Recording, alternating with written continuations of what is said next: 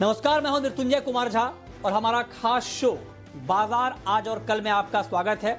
इस खास शो में हम आपको बताते हैं आज का बाजार का पूरा एक्शन और साथ ही कल का बाजार कैसा रहने वाला है।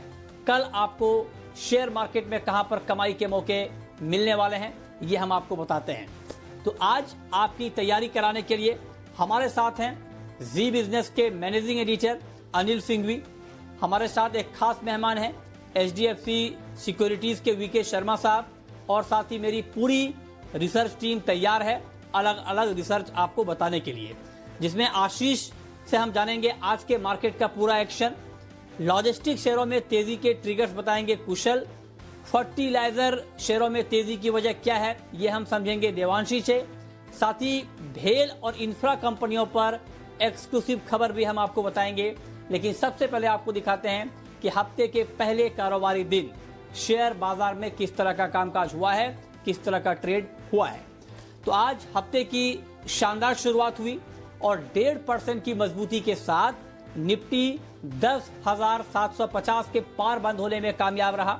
सेंसेक्स में 450 अंकों से ज्यादा की तेजी देखी गई और ये 36,500 के बेहद करीब जाकर बंद हुआ। वहीं बैंक निफ्टी ट्रिपल सेंचुरी लगाकर 22,200 के पास बंद हुआ। आज बाजार में फार्मा को छोड़कर सभी सेक्टर में बाइंग देखने को मिली, खरीदारी देखने को मिली। और अब आपको बताते हैं कि आज के बाजार में विदेशी निवेशकों ने और घरेलू निवेशकों ने कितनी खरीदारी या बिकवाली की है। यह आंकड़ा आपकी स्क्रीन पर देखिए। FIIs यानी विदेशी संस्थागत निवेशकों ने कैश मार्केट में 348 करोड़ रुपए की खरीदारी की है।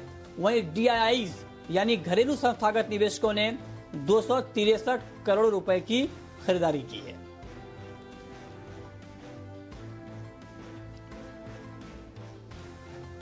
और अब रुक करेंगे आज के बाजार पर एडिटर स्टेक का, और ये बताने के लिए हमारे साथ हैं जी बिजनेस के मैनेजिंग एडिटर अनिल सिंघवी। अनिल जी, बहुत बहुत स्वागत है आपका। बाजार की आज ओपनिंग बहुत शानदार हुई, शानदार शुरुआत हुई और निफ्टी 10,750 के पार बंद होने में कामयाब रहा। कुल मिलाकर आज के कारोबार पर आपकी क्या टिप्पणी है, आपकी क्या राय है? दुनिया भर के बाजारों से मजबूत संकेतों के दम पर भारतीय बाजारों का तेजी के साथ खुलना तय था। 3 दिनों की छुट्टी के बाद अमेरिकी बाजार जब आज रात खुलेंगे तो एक बेहद दमदार ट्रेडिंग सेशन होगा, ऐसी उम्मीद डाउ फ्यूचर से जगी, जो 300-350 पॉइंट मजबूत थे भारतीय बाजारों के बंद होने के वक्त। लेकिन ऐसा नहीं कि सिर्फ अमेरिका मजबूत है, दुनिया भर में जबरदस्त तेजी है। यूरोप 1.5-2% मजबूत, चीन के बाजार तो लगभग 6% का उछाल दिखाते हुए, हांगकांग 3.5-4% मजबूत। हम तो फिर भी कम बढ़े हैं। बाकी बाजारों को देखिए, जबरदस्त तेजी के मूड माहौल में। तो पूरे ग्लोबल मार्केट से जो जोश आ रहा है भारतीय बाजारों में भी वो जोश बढ़ता हुआ दिख रहा है। और अब तो देखिए शुक्रवार के सेशन में FIs की तरफ से भी बड़े दिनों बाद कैश मार्केट में खरीदारी का आंकड़ा आया है और वायदा कारोबार में भी उन्होंने बिकवाली रोकी है। तो फ्लोज मजबूत हो रहे हैं, मोमेंटम स्ट्रांग है, तकनीकी तौर पर बाजार मजबूत है ही, और उसके ऊपर ग्लोबल मार्केट से सपोर्ट मिले तो फिर और चाहिए क्या। चौतरफा तेजी। जी हां, आज बड़े दिनों बाद 3 दिनों तक लगातार 22,000 के ऊपर आने के बाद बैंक निफ्टी 22,000 के नीचे आ जाता था, बंद नहीं होता था। आज 22,000 के ऊपर की भी क्लोजिंग मिली। तो न सिर्फ निफ्टी बल्कि बैंक निफ्टी ने भी एक अच्छी क्लोजिंग देने की कोशिश की है। आज के सेशन में निफ्टी 10,700 के कहीं ऊपर जाकर बंद हुआ है, बहुत दमदार क्लोजिंग है, मोमेंटम बहुत ही स्ट्रांग है। अच्छा, और एक बढ़िया बात कि न सिर्फ दिग्गज शेयरों में बल्कि छोटे मझोले शेयरों में भी अच्छी खरीदारी होती दिख रही। चौतरफा एकदम फर्स्ट क्लास बढ़िया खरीदारी होती दिख रही है और उसका फायदा ट्रेडर्स और इन्वेस्टर्स जरूर उठा रहे हैं। तो इस वक्त तो दुनिया भर में और हमारे यहाँ मार्केट्स का मूड माहौल चुस्त दुरुस्त और बेहद बुलिश है। बस यही है कि ग्लोबल मार्केट स्टेबल रहे, भारतीय बाजारों के लिए उतना काफी है। तो मार्केट का मूड बुलिश है, मार्केट का मूड सुधरा है। लेकिन आज जो बाजार का अच्छा मूड हमने देखा है, इस अच्छे मूड में कौन कौन से ऐसे सेक्टर हैं जिन्होंने पार्टिसिपेट किया है और जिनकी भूमिका ज्यादा रही है, ये बताने के लिए हमारे सहयोगी आशीष हमारे साथ जुड़े हैं। आशीष, बताइए। देखिए, अच्छे अंतर्राष्ट्रीय संकेतों के चलते बाजार में तेजी के साथ शुरुआत हुई और बाकायदा आप देखें लगभग 4 महीने के उच्चतम स्तर पर आ गया इंडेक्स। और शुक्रवार तक हमने देखा था कि निफ्टी बैंक की तरफ से हल्का सा अंडर परफॉर्मेंस देखा जा रहा था, लेकिन आज तेजी के मामले में देखें तो निफ्टी बैंक ने निफ्टी को ओवरटेक कर लिया। हालांकि निफ्टी में अगर आप देखें तो रुझान बहुत स्ट्रांग था, 10,800 को भी दिन के दौरान हमने पार किया।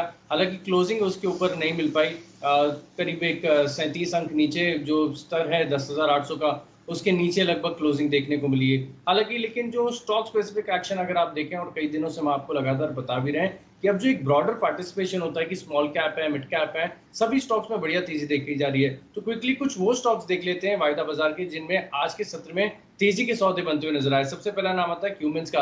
पूरी सेक्टर में अगर आप देखें तो तेजी का रुझान साफ नजर आ रहा है। कमिंस में जो ओपन इंटरेस्ट है इसमें करीब 23% का इजाफा देखने को मिला। एसआरएफ यहाँ पर भी बढ़िया तेजी देखने को मिली। ओपन इंटरेस्ट में 21% का उछाल देखने को मिला। सेंचुरी टेक्सटाइल्स 20% ओपन इंटरेस्ट बढ़ते हुए नजर आया। और बीईएल यहाँ पर शानदार तेजी देखने को मिली और ओपन इंटरेस्ट में भी बढ़िया इजाफा देखने को मिला। लेकिन कुछ स्टॉक्स ऐसे भी थे जहां पर शॉर्ट कवरिंग के चलते बढ़िया तेजी देखने को मिली। मिसाल के तौर पर अगर आप देखें सेल, यहाँ पर जो ओपन इंटरेस्ट है वो 5% घटा और स्टॉक में तेजी देखने को मिली। माइंट्री यहाँ पर भी ओपन इंटरेस्ट में 4% की गिरावट देखने को मिली और टाटा स्टील में भी दिन के दौरान बढ़िया तेजी देखने को मिली। लेकिन सेक्टर स्पेसिफिक एक्शन की अगर आप बात करें तो आज पूरे ही सेक्टर्स में सबसे ज्यादा आउट परफॉर्मेंस दिया है ऑटो सेक्टर ने।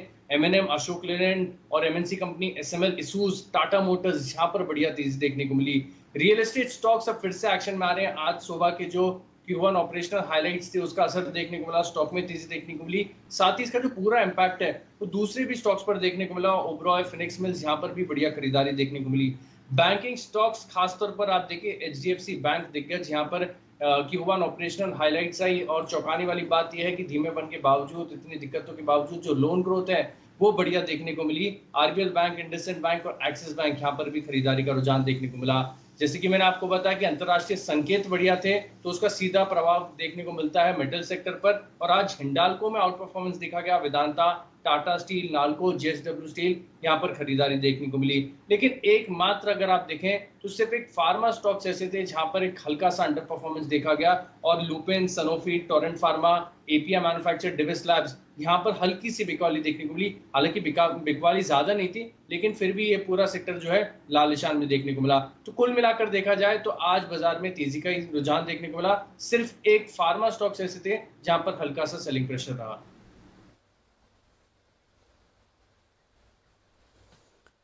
ठीक है, तो ये हमें आशीष ने बताया कि आज कौन कौन से ऐसे सेक्टर रहे जहां पर अच्छा खासा एक्शन हमने देखा है।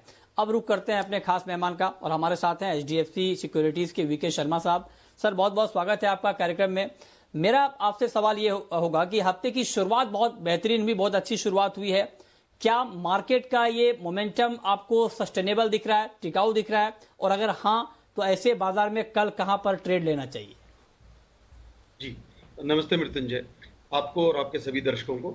मेरा ये मानना है कि ये जो तेजी है ये अभी चलती रहेगी और इस तेजी के मुख्य कारण ये भी हैं कि अक्सर हमने देखा है कि रिलायंस का जब तक एजीएम नहीं हो जाता तब तक रिलायंस अच्छा परफॉर्म करता है और वो इस रैली का लीडर भी रहा है।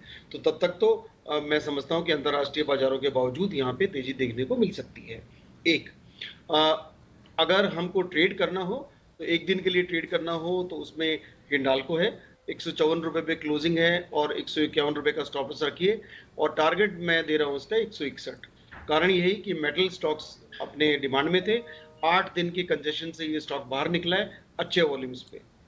और अगर मैं पोजिशनल ट्रेड देखने के लिए जाऊं तो यहाँ पे मैं नजर दौड़ाऊंगा सीमेंस के ऊपर, जो कैपिटल गुड सेक्टर जैसा आपके एनालिस्ट ने बताया तेजी में था कमिंस को लीड के साथ। सीमेंस ने भी अच्छा किया, 1160 रुपए पे ये स्टॉक ले 1110 रुपए का इसका स्टॉप लॉस रखें और टारगेट रहेगा 1253।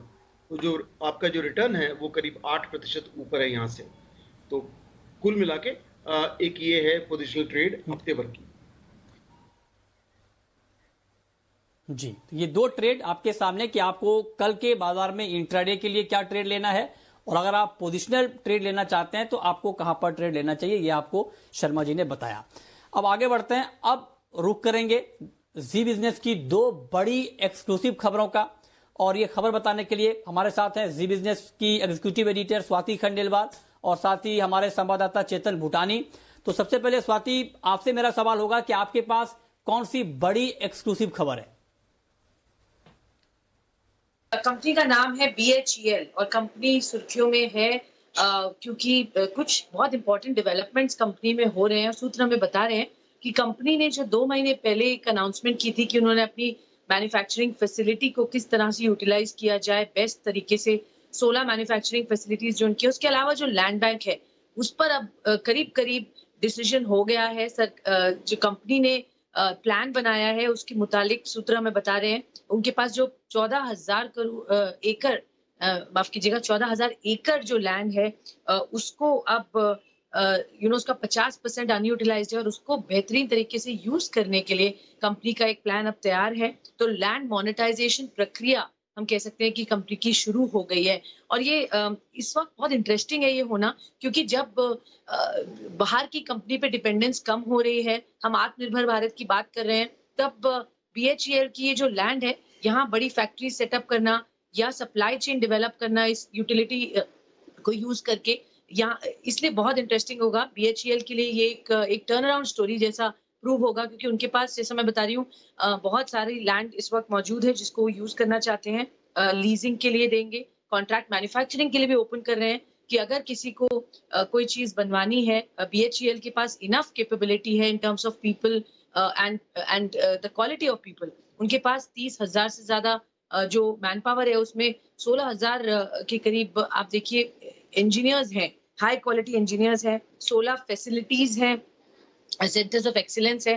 तो एक बेहतरीन इंजीनियरिंग कंपनी के रूप में BHEL अपने आप को ट्रांसफॉर्म करने की कोशिश कर रही है। इनफैक्ट कंपनी ने अपने जो बहुत इम्पोर्टेंट मिशन है उसमें ये कहा है अपने बोर्ड मेंबर्स में कि वो future ready global engineering organisation की तैयारी की तरफ बढ़ रही है और बहुत सारे नए बिजनेसेस यहाँ देखने की कोशिश करिए, चाहे वो डिफेंस हो, एरोस्पेस हो, ई मोबिलिटी, मैन्युफैक्चरिंग, बैटरी हो।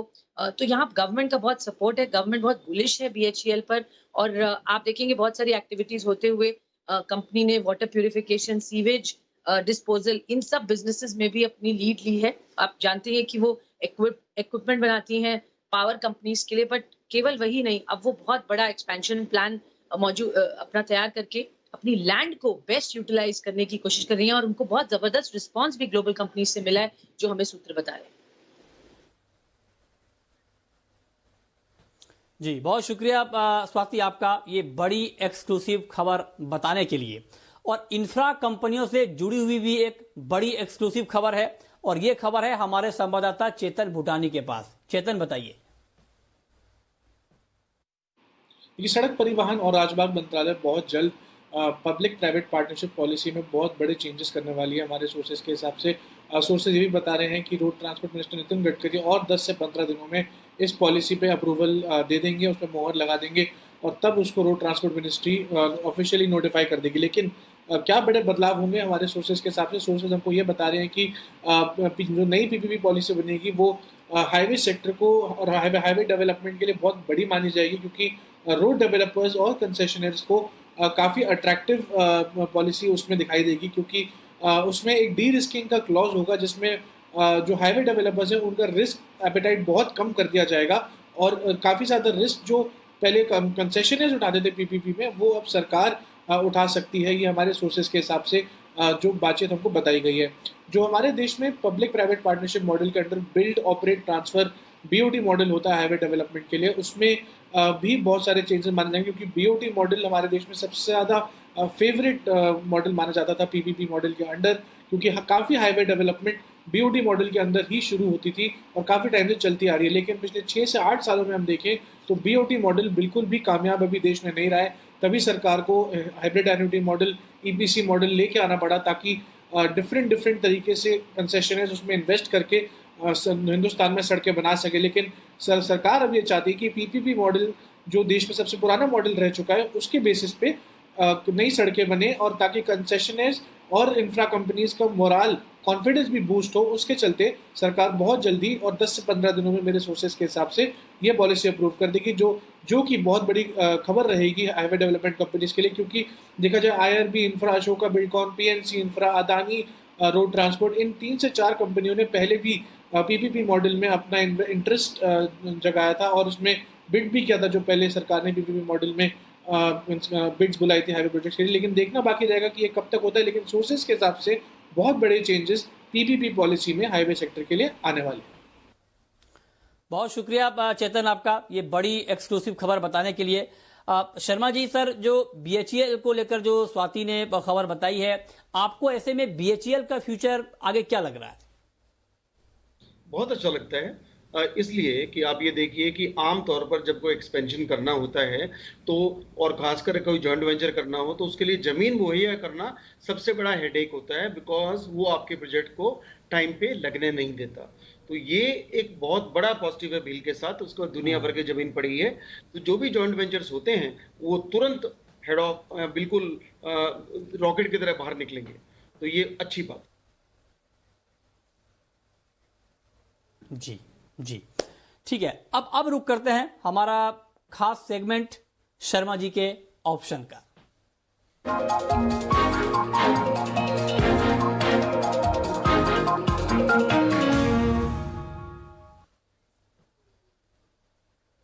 और हमारे साथ शर्मा जी बने हुए ही हैं। तो सर बताइए, कल का कारोबार ऑप्शन ट्रेड के लिहाज से कैसा रहेगा और ऑप्शन में कल कहां पर ट्रेड लेना चाहिए? जी, आज मैं चेंज के लिए 2 ऑप्शन लेके आया हूं। हिंडाल्को, जिसका जिक्र मैं पहले कर चुका हूं एज ए टेक्निकल बेट एक दिन के लिए, तो उसके अंदर ऑप्शन की ट्रेडिंग भी की जा सकती है। 160 रुपए का कॉल 5 रुपए 5 पैसे पे लिया जा सकता है, 4 रुपए 7 पैसे का स्टॉप लॉस, और टारगेट रहेगा आपका 7.5 रुपीज। और दूसरा जो ऑप्शन है वो है टाटा मोटर्स। ये स्टॉक अच्छा मजबूती से बंद हुआ, 109 रुपए पे क्लोजिंग है। 110 रुपए का कॉल मैं सलाह दूंगा, करीब 110 रुपए की कॉल आप ले सकते हैं 6 रुपए 85 पैसे पे, स्टॉप लॉस रखिए 5.9 का, और आपका टारगेट रहेगा 7.9 रुपीज।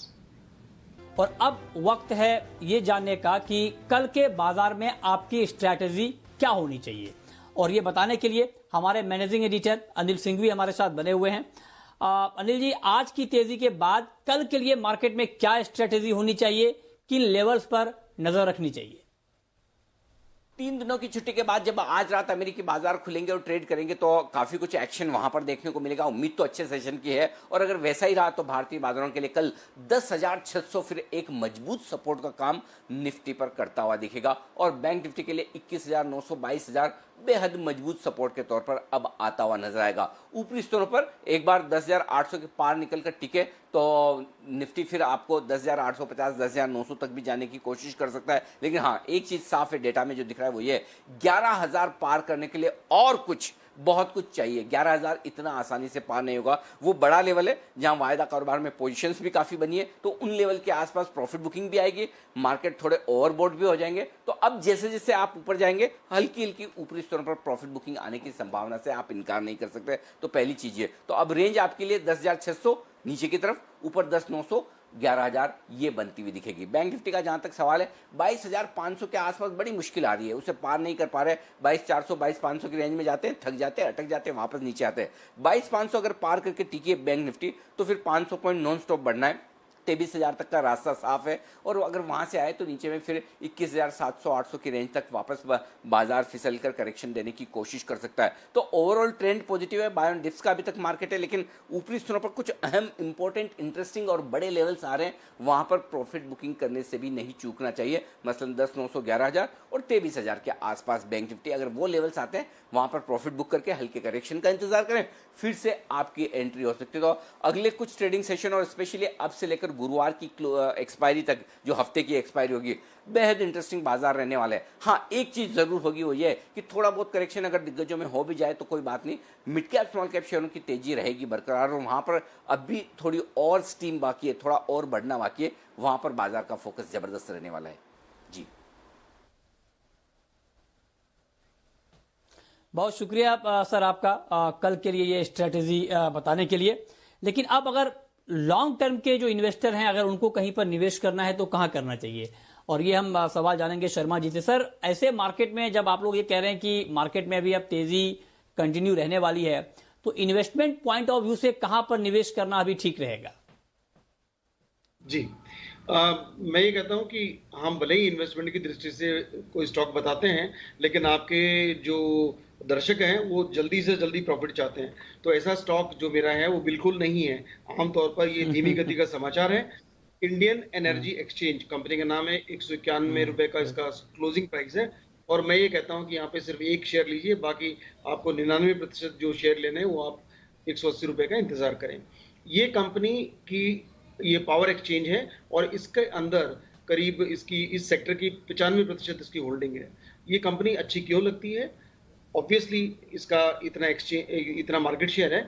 उसके अलावा अभी जो पावर है, जो ट्रेड होता है, वो सिर्फ 4% होता है ओवरऑल, जबकि विदेशी कंपनियों में, मतलब विदेशों के अंदर करीब 35% जैसा ट्रेडिंग होता है। तो ये इसमें बढ़ने की संभावना बहुत है।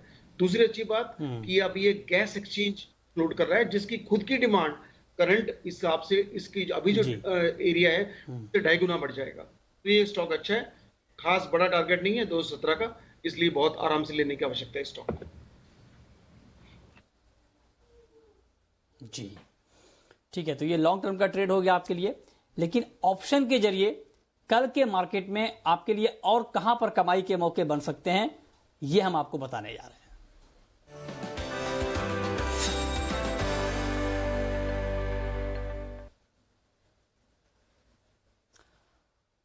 और ऑप्शन का ये ट्रेड बताने के लिए हमारे साथ हैं किरण जाधव.com के आशीष केलकर साहब।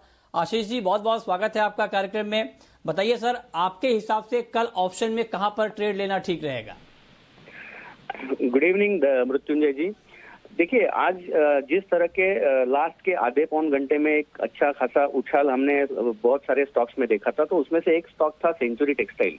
अगर सेंचुरी टेक्सटाइल का ओवरऑल चार्ट स्ट्रक्चर देखते हैं और डेरिवेटिव डेटा भी अगर मैं देखता हूं, तो 320 का जो लेवल है वो बहुत ही इंपॉर्टेंट था और क्लोजिंग के वक्त सेंचुरी टेक्सटाइल ने 320 का वो स्तर को तोड़ दिया है। तो मेरे ख्याल से यहाँ पे एक अच्छी अपॉर्चुनिटी बनती हुई दिखाई दे रही है। इसीलिए मैं रेकमेंड करता हूँ कि सेंचुरी टेक्सटाइल का 320 का कॉल ऑप्शन में खरीदारी करना चाहिए। और अगर मैं वेटेड क्लोज देखता हूं तो वो 320 के नीचे है, लेकिन लास्ट ट्रेडेड प्राइस जो था वो 321 था।